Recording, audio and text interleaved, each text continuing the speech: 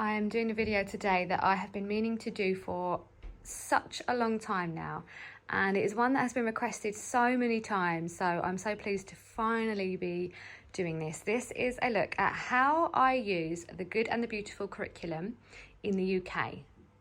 So the Good and the Beautiful is an American curriculum company, and one of the most frequently asked questions I receive on social media is, how do you use an American curriculum here in the UK? How do you switch American spellings for English spellings? And what do you do when money math and measurements are involved because they differ from English to American? So I'm going to take you through both the math and the language arts and explain just how easy it is to use the Good and the Beautiful curriculum even if you are in the UK.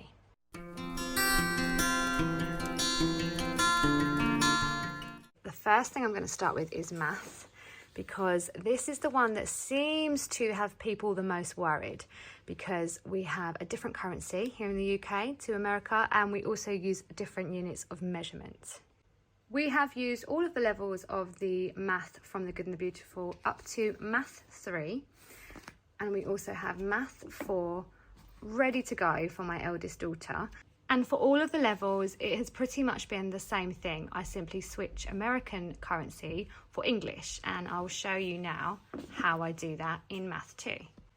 So here's an example of an independent review page, which is the independent portion of the lesson 30 in the Math 2 book. And we have some American coins over here.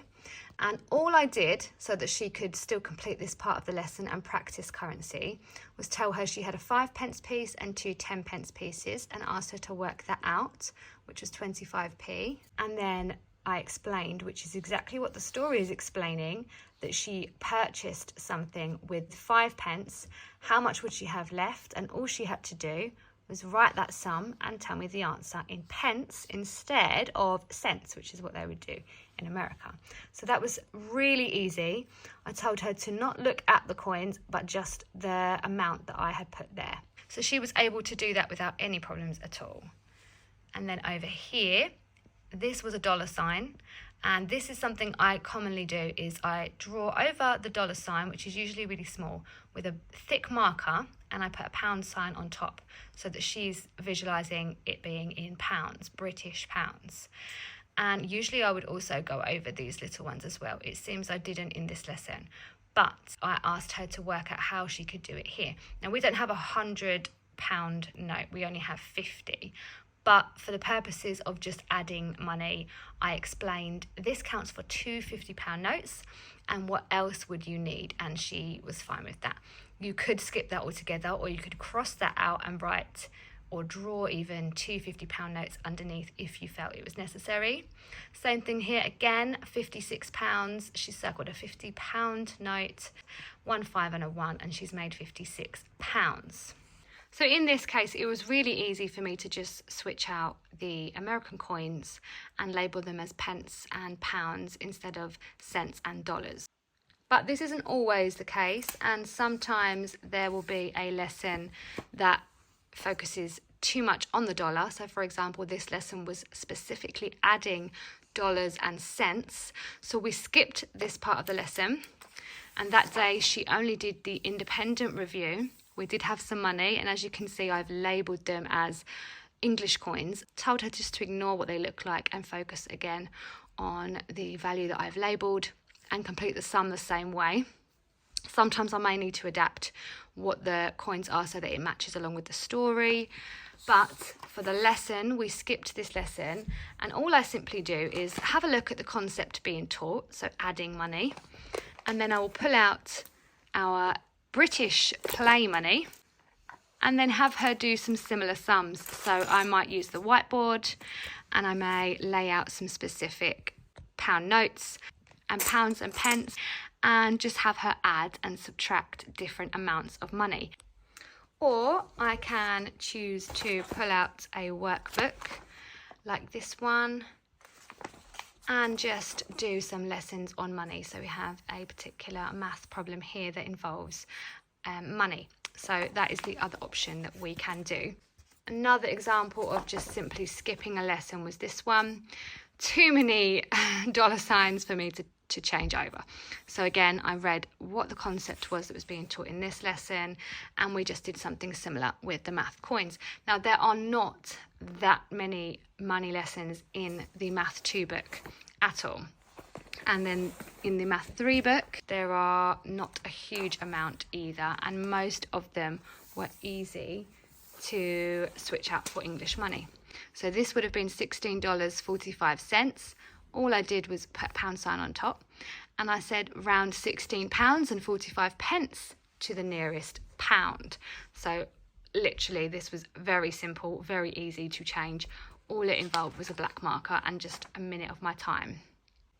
Another example in this book is counting and adding money and making change. Again, I simply read. If it says dollar, I say pounds. I counted out my own amount of money and asked her to figure out how much it was. Again, using our notes and coins from our pot, and she counted it out and wrote the figure. So it may require just a tiny bit of like thinking and planning ahead, but honestly, it is not hard to do. You can easily switch out the money in this curriculum and make it work using English money and simply drawing pound signs over dollar signs a few times here and there. One final example of switching out a portion of a lesson here that involves money is this one. It is asking you to circle the bills and coins that create this amount. I simply asked her to create for me £35.76 with our British money. So she didn't need to circle anything or look at any of this. I didn't need to write anything on here. I just called out the amount and she made it for me. And then the same thing again, I asked her to create £87.85 with our British money, and it was as simple as that. So my main tips for switching American currency for English in American math curriculum is to have your own British play money in notes and coins, to be prepared to read ahead and possibly draw some pound signs over some dollar signs, and then lastly, to have a money math workbook. If you haven't got a specific money one, then just to have a math book that's suitable for their age group and pull out the money lessons in that book. And it's as simple as that. Moving on now to measurements. There is the US customary system of measurement, and there is also the metric system. Because the metric system is used more frequently across the world, they do involve a lot of metric system weight lessons. So there are plenty of lessons using measurements that apply to us. For instance, milliliters and litres, pounds and tons, ounces and grams and kilograms, and all of that. They are all relevant and we use all of them. One particular measurement that they use in here that we do not use is the gallon, quart and pint. I know we sometimes use pint, but for the most part, when there is something that looks like this, we skip that and we will use a shapes and measuring workbook in its place. We'll find a particular page in here that is covering a very similar sort of concept and complete that page instead of this.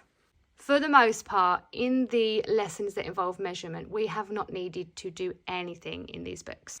This lesson was relevant for us. We were learning about milliliters and we were able to complete the whole lesson. This lesson involves measuring in pounds and tons, and we were able to complete the lesson. There was nothing that we needed to skip. And that is how measuring has worked for the most part. With regards to Math 4, having looked at the unit overviews, again, there isn't a ton of money math and measurement, but when there is, I can still apply the same methods of converting to English currency or English measurements as and when I need to. So other than the main differences in currency and measuring, there are only a few very small things that differ slightly, and they are things like terminology.